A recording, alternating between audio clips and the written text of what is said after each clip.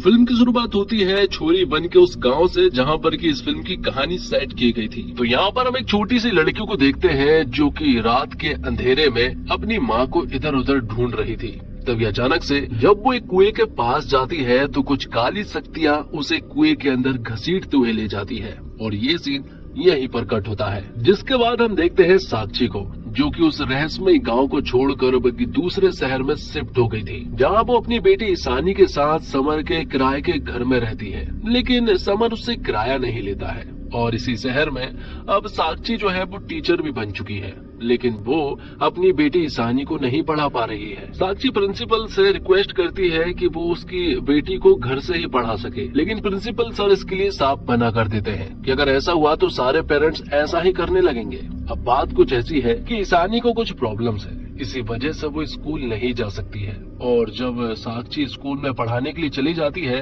तब रानी नाम की केयर टेकर ईशानी का ख्याल रखती है। और साक्षी की बेटी ईशानी को प्रॉब्लम दरअसल में ये है कि वो धूप सहन नहीं कर सकती है। जैसे ही वो सूरज की रोशनी में आती है तो उसे जलन सी होने लगती है। इसी वजह से ईशानी जो है वो स्कूल नहीं जा सकती है और साक्षी इसी बारे में प्रिंसिपल से बात कर रही थी, लेकिन प्रिंसिपल सर तो बिल्कुल भी नहीं मानते हैं और कहते हैं कि तुम्हें तो अपनी बेटी को स्कूल लाना ही पड़ेगा। यहाँ साक्षी को अपनी बेटी के साथ उस रहस्यमय गांव को छोड़े 7 साल हो गए थे और अब ईशानी भी 7 साल की हो चुकी थी। वो उसका बहुत ख्याल रखती है और अब वो डिसाइड करती है कि वो अपनी बेटी ईशानी को स्कूल जरूर लेकर जाएगी। इसलिए वो ईशानी को कपड़ों से पूरी तरह से ढक देते हैं ताकि सूरज की किरणें उसके ऊपर ना पड़े। इस तरह से वो उसे स्कूल ले जाती है और उसकी पढ़ाई करवाती है। तो वही ईशानी भी बहुत होशियार है, वो अपनी माँ से उल्टे सीधे सवाल पूछती ही रहती है और अक्सर उनके घर पर समर भी आया करता है जो कि एक पुलिस वाला है और ईशानी उन्हें भी बहुत अच्छे से जानती है। उनके बीच में भी एक खास संबंध है। अब रात को साक्षी ईशानी को कहानी सुनाकर सुला देती है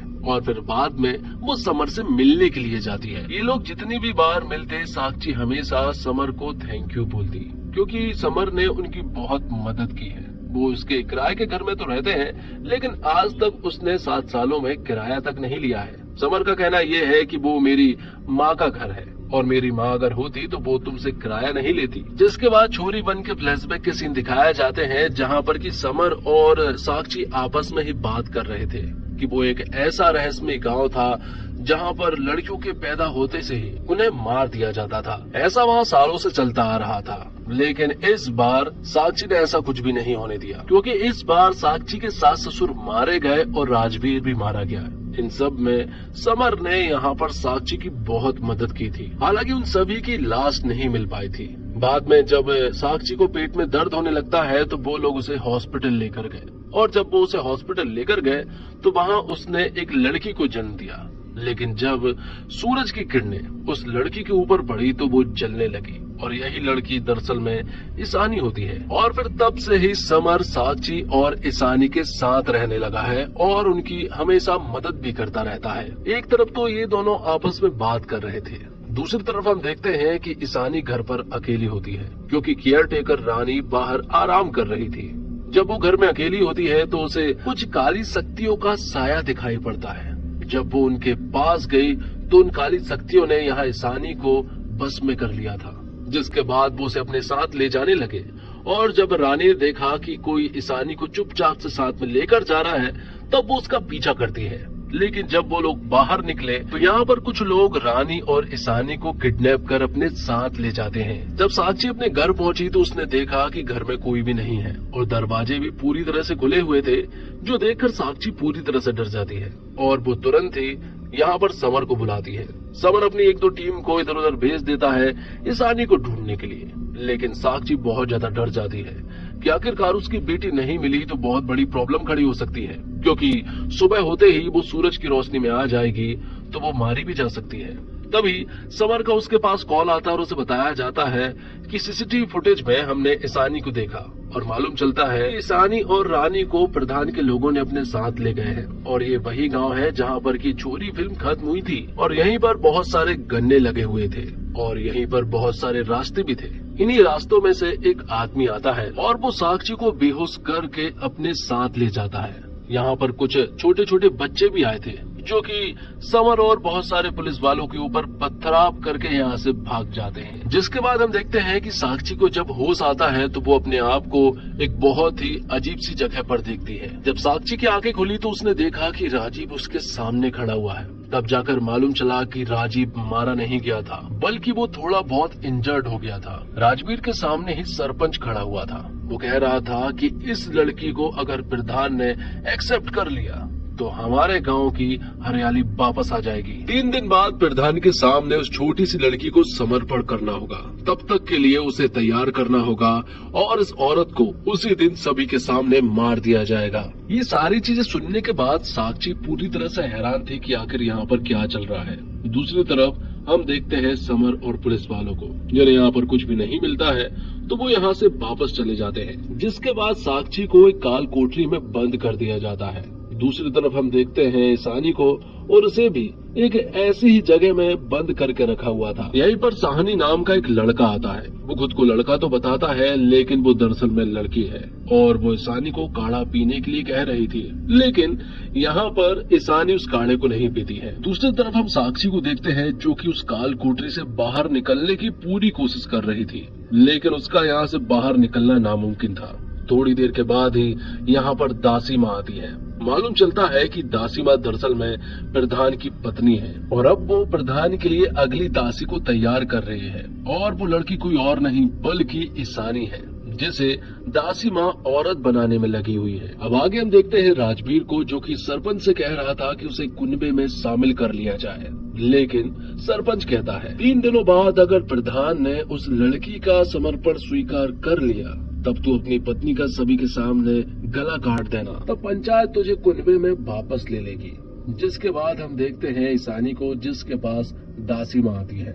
दासी माँ उसे काढ़ा पिलाती है और कहती है कि अगर तुम इसे पियोगी तो तुम बहुत ज्यादा शक्तिशाली बन जाओगी। दासी माँ उसे अपने द्वारा बनाए गए काढ़े को पिलाती है। अगर वो ऐसा करती है तो वो 2-3 दिन के अंदर ही औरत बन जाएगी। यहाँ साक्षी जब चुपचाप अकेले में बैठी हुई थी तभी उसे अपनी बेटी ईशानी की आवाज सुनाई पड़ती है। जैसे ही उसे आवाज सुनाई दी तो वो तुरंत ही यहाँ से उसे ढूंढने के लिए निकल पड़ती है। एक टॉर्च लेके वो बहुत सारे टनल में जाती है जहाँ पर कि उसे अपनी बेटी की सिर्फ आवाज सुनाई दे रही थी। वहाँ दूसरी तरफ ईशानी को भी अपनी माँ साक्षी की आवाज सुनाई पड़ती है। तब वो भी उनका पीछा करने लगती है और पीछा करते करते वो बाहर की तरफ चली जाती है जहाँ पर कि सूरज की किरणें मौजूद थी, लेकिन फिर भी वो यहाँ से आगे जाने लगती है। जब वो आगे पहुंची तो वो अचानक से जलने लगती है और उसके चेहरे और पूरे शरीर पर जलन महसूस होने लगती है। ये सारी चीजें दूर से ही दासी माँ ने देख ली थी अपनी शक्तियों के द्वारा। तब वो तुरंत ही ईशानी के पास पहुंची और उसे उस जगह से वापस लेकर आती है। उसने देखा कि ईशानी बहुत सारी जगह पर जली हुई है। तब वो उसके पूरे शरीर पर लेप लगाती है और वो कुछ ही समय में ठीक भी हो जाती है। जब वो उसे ठीक करने में लगी हुई थी कि तभी यहाँ पर सरपंच साहब आ जाते हैं। वो कहते हैं कि ये तेरी जिम्मेदारी है, तू इसे जल्दी ठीक करेगी। अगर इसे जल्दी ठीक नहीं किया और ये औरत नहीं बनी ना तो प्रधान तुझे मार डालेंगे। जिससे हमें मालूम चलता है कि यहाँ पर दासी माँ की कोई भी इज्जत नहीं है। उसके अंदर बहुत सारी शक्तियाँ जरूर है, लेकिन सरपंच तक उससे ठीक से बात नहीं करता है। दासी माँ कहती है कि वो अपना काम बहुत ही ठीक तरह से कर रही है और ईशानी जल्द से जल्द औरत भी बन जाएगी। दूसरी तरफ हम देखते हैं समर को, जो कि ढूंढते ढूंढते फिर से उसी जगह पर आ गया था। उसे यहाँ पर एक कुआं दिखाई पड़ता है और उसके साथ कोई बहुत बड़ी पुलिस फोर्स भी नहीं थी। उसके साथ बस एक कांस्टेबल था। वो कांस्टेबल से कह देता है कि अगर कल शाम तक वो वापस नहीं लौटा ना तो बहुत सारे पुलिस वालों को यहाँ पर भेज देना। जिसके बाद समर उस जगह के अंदर चला जाता है। अब जब ईशानी और दासी माँ साथ में बैठे हुए थे तो यहाँ पर ईशानी दासी माँ को कहती है कि वो एक कहानी सुनाए। तब दासी माँ उसे कहानी सुनाती है कि एक बहुत बड़ा राजकुमार था। वो बस ऐसी लड़की से शादी कर सकता था जो कि बहुत शक्तिशाली हो, और राजकुमार ने अगर किसी ऐसी लड़की से शादी कर ली तो उसके पंख लग जाते हैं। ईशानी कहती है कि अगर राजकुमार ने मुझे पसंद कर लिया तो क्या मेरे भी पंख लगेंगे? जिस पर कि दासी माँ हाँ कहती है, बस तुम्हें अपने प्रधान के सामने समर्पण करना होगा। जिसके लिए ईशानी मान जाती है। जिसके बाद हम साक्षी को देखते हैं जो कि उसी जगह में कैद थी। तब यहाँ पर बहुत सारी औरतें उसके पास मदद लेने के लिए आती हैं, लेकिन ये बस एक भ्रम था।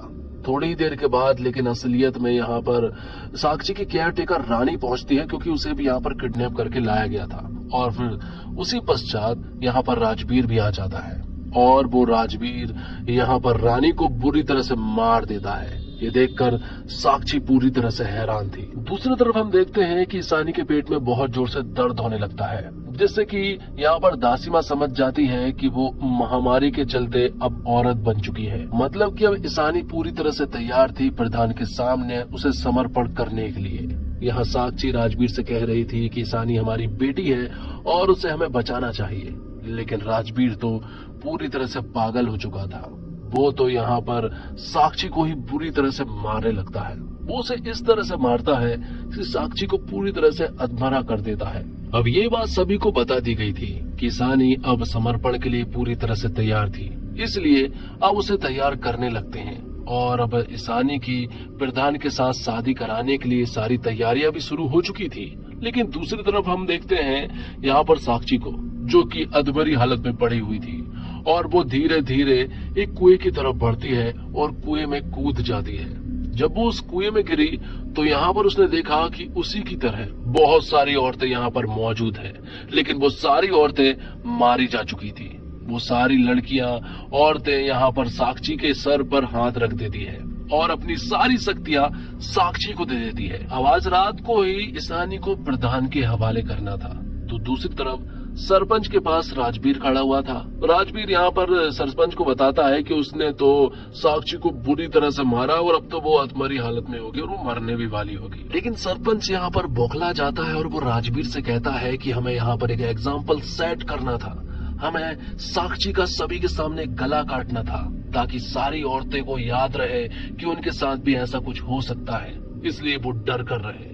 ये सुनकर राजवीर फिर से साक्षी को देखने के लिए जाने लगता है।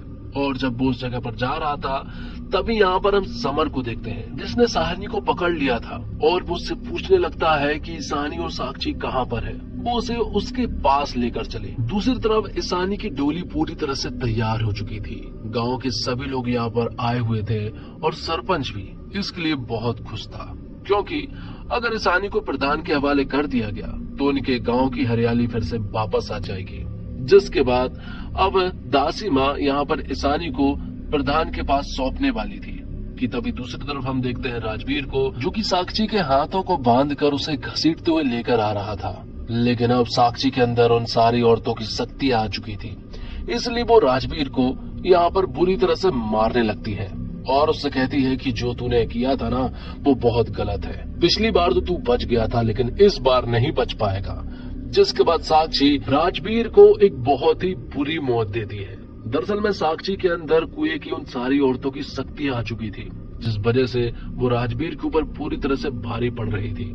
जिसके बाद साक्षी यहाँ समर से मिलती है और समर को सारी चीजें बताकर उस जगह पर जाने लगते हैं। तभी यहाँ पर सरपंच के लोग आ जाते हैं, लेकिन समर यहाँ साक्षी से कहता है कि वो इन लोगों को रोकता है, तब तक तुम जाकर साहनी को ढूंढो। तो समर इन लोगों को रोकने लगता है। तो दूसरी तरफ हम देखते हैं कि दासी माँ ने सारी तैयारियां कर चुकी थी और अब यहाँ पर प्रधान जी उस जगह से बाहर आता है, जो कि पूरी तरह से आदि मानव के रूप में था।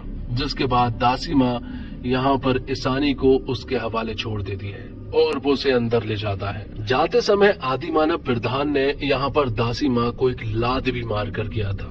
जिसके बाद साक्षी जो है वो उस जगह के अंदर आ जाती है, लेकिन अंदर उसका सामना होता है दासी माँ से, जिसके पास बहुत सारी काली शक्तियां मौजूद है। लेकिन साक्षी के अंदर भी उन बहुत सारी औरतों की शक्ति आ चुकी थी, जिस वजह से उनके बीच में एक कड़ा बैटल होता है। साक्षी यहाँ पर दासी माँ को मारते पीटते कहती है कि तू बस एक दासी है, तेरी कोई भी इज्जत नहीं है और इस रिचुअल के हो जाने के बाद तेरी कोई भी इज्जत नहीं रहने वाली है। तो अब वो उसे बुरी तरह से पीट कर अंदर जाने लगती है।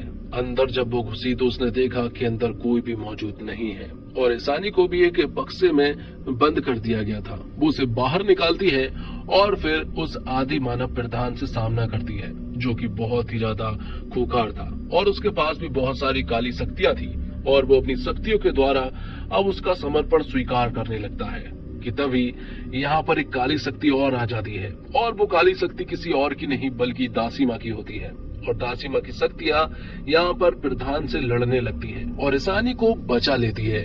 ये देखकर साक्षी को भी बड़ा अच्छा लगा। दरअसल में दासीमा को समझ आ गया था कि उसकी कोई भी इज्जत नहीं है और ये प्रथा हो जाने के बाद तो उसे ऐसा लगता है कि ये लोग उसे कुछ भी नहीं समझेंगे, क्योंकि इन लोगों ने उसे तो बस पैरों की जूती बनाकर ही रखा हुआ था। यहाँ दूसरी तरफ सरपंच को अरेस्ट कर लिया जाता है, क्योंकि यहाँ पर बहुत सारे पुलिस वाले आ चुके थे।